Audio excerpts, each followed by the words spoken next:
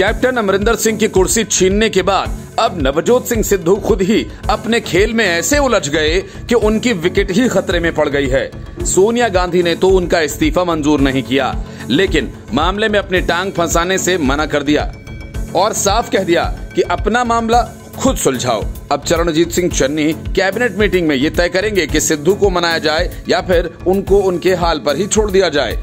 इस दांव के बाद सिद्धू को लगने लगा है कि खेल कहीं बिगड़ न जाए, इसलिए उनके खास प्रगट सिंह सामने आए और कहा कि कुछ ही मामले हैं, गलतफहमियां हैं, जिनको जल्द सुलझा लिया जाएगा। सिद्धू ने उम्मीद की थी कि उनके बाद कांग्रेस में इस्तीफों का तांता लग जाएगा, लेकिन रजिया सुल्ताना के बाद महज 3-4 लोगों का ही इस्तीफा हुआ। इससे सिद्धू का खेल ही खराब होता दिखने लगा है।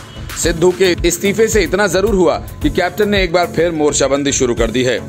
सुनील जाखड़ को सिद्धू को ठिकाने लगाने का मौका मिल गया। अब ये दोनों नेता सिद्धू को निपटाने में लगे हैं। नवजोत सिंह सिद्धू अक्सर कहते हैं चक दे फट्टे नप दे किल्ली, लेकिन उनके हिट विकेट होने से पहले ही अमरिंदर सिंह आ गए। दिल्ली और कांग्रेस की एक बार फिर से उड़ गई खिल्ली। सिद्धू के समर्थन में अब तक 4 नेता इस्तीफा दे चुके हैं, जिसमें कैबिनेट मंत्री रजिया सुल्ताना भी हैं। सिद्धू ने अपने इस्तीफे में लिखा है कि वो समझौतों की राजनीति नहीं कर सकते, इसलिए वो अध्यक्ष पद छोड़ रहे हैं। लेकिन हमें पता चला है कि सिद्धू ने इस्तीफा इसलिए दिया है क्योंकि मुख्यमंत्री बदलने पर भी सरकार में उनकी एक नहीं चल रही थी।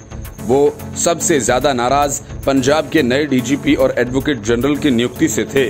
दरअसल नवजोत सिंह सिद्धू डीएस पटवालिया को नया एडवोकेट जनरल बनाना चाहते थे, लेकिन मुख्यमंत्री चरणजीत सिंह चन्नी ने एपीएस देओल को इस पद पर नियुक्त किया, जो पंजाब के पूर्व डीजीपी सुमेध सिंह सैनी का कोर्ट में केस लड़ रहे हैं।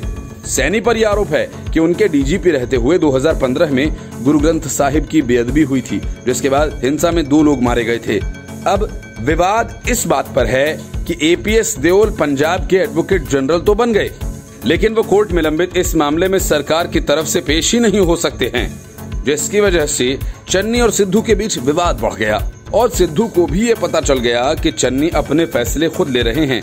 सिद्धू इकबाल प्रीत सिंह सहोता को पंजाब का नया डीजीपी बनाने से नाराज थे, क्योंकि उनकी नियुक्ति में भी चन्नी ने सिद्धू से कोई सलाह मशवरा नहीं किया। नाराजगी की एक और वजह नई सरकार का मंत्रिमंडल भी है। नई सरकार में राणा गुरजीत सिंह और गुरकीरत सिंह कोटली को मंत्री बनाया गया है, जिनके बारे में ये कहा जाता है कि वो कैप्टन अमरिंदर सिंह के खेमे के हैं। राणा गुरजीत सिंह तो कैप्टन सरकार में मंत्री भी थे, लेकिन 2018 में भ्रष्टाचार के एक मामले में उन्हें इस्तीफा देना पड़ा था, लेकिन चन्नी ने उन्हें फिर से मंत्री बना दिया। चन्नी ने मंत्रियों के बीच विभागों के बंटवारे का फैसला भी खुद लिया, जिससे सिद्धू नाखुश थे। और जब उन्हें लगा कि कैप्टन अमरिंदर सिंह को हटाने के बाद भी सरकार का रिमोट कंट्रोल उनके हाथ में नहीं आया है, तो उन्होंने इस्तीफा ही दे दिया।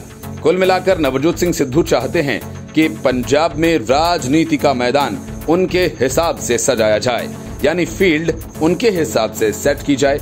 लेकिन पंजाब के नए मुख्यमंत्री ने सारी फील्ड प्लेसमेंट अपने हिसाब से की है और सिद्धू को खुलकर खेलने का मौका ही नहीं मिला, और इसी कोशिश में वो आज हिट विकेट हो गए। इसी सियासी उथल पुथल के बीच पूर्व मुख्यमंत्री कैप्टन अमरिंदर सिंह भी दिल्ली पहुंच गए, जहां उन्हें लेकर ऐसी खबरें उड़ी कि वो बीजेपी के नेताओं से मुलाकात कर सकते हैं और कांग्रेस पार्टी छोड़ सकते हैं। लेकिन अमरिंदर सिंह ने कहा कि वो दिल्ली में कपूरथला हाउस से अपना सामान लेने गए हैं, जो दिल्ली में पंजाब के मुख्यमंत्री का आवास है। हालांकि मुख्यमंत्री चन्नी ने कहा है कि उन्हें सिद्धू पर पूरा भरोसा है, वो बातचीत से विवाद को सुलझा लेंगे। इस बीच सुखबीर सिंह बादल के उस बयान की भी चर्चा खूब हो रही है, जिसमें उन्होंने सिद्धू को एक ऐसी मिसगाइडेड मिसाइल बताया था और कहा था कि उनका कंट्रोल किसी के पास नहीं है और वो कहीं भी किसी को भी हिट कर सकते हैं। कुल मिलाकर नवजोत सिंह सिद्धू शुरू से एक बेलगाम मिसाइल की तरह ही रहे हैं। जब वो क्रिकेट खेलते थे तो टीम में अपने कप्तान की नहीं सुनते थे और खुद ही कप्तान बनना चाहते थे। फिर कमेंटेटर के तौर पर उन्होंने टीवी चैनल्स में अपनी किस्मत आजमाई और उसमें भी वो हर शो में दूसरे कमेंटर्स पर हावी रहना चाहते थे। वो बातें तो बड़ी बड़ी करते थे। इसके बाद वो राजनीति में आए और वहां भी अपने कप्तान की बात नहीं सुनी। पहले वो बीजेपी में शामिल हुए और उन्होंने कांग्रेस पार्टी और राहुल गांधी का मजाक उड़ाना शुरू किया। राहुल गांधी को पप्पू के तौर पर लोकप्रिय करने वाले सिद्धू ही थे। फिर वो कांग्रेस में शामिल हुए और उन्होंने बीजेपी और प्रधानमंत्री मोदी का मजाक बनाना शुरू कर दिया। इसके बाद उन्होंने भारत की बजाय पाकिस्तान की टीम के लिए खेलना शुरू कर दिया। पाकिस्तान के प्रधानमंत्री इमरान खान और पाकिस्तान के अध्यक्ष जनरल कमर जावेद बाजवा से उनके करीबी संबंध सब ने देखे। जब कैप्टन अमरिंदर सिंह ने इस पर आपत्ति जताई तो सिद्धू उनके ही खिलाफ बगावत करने लगे। Bureau report, news of India.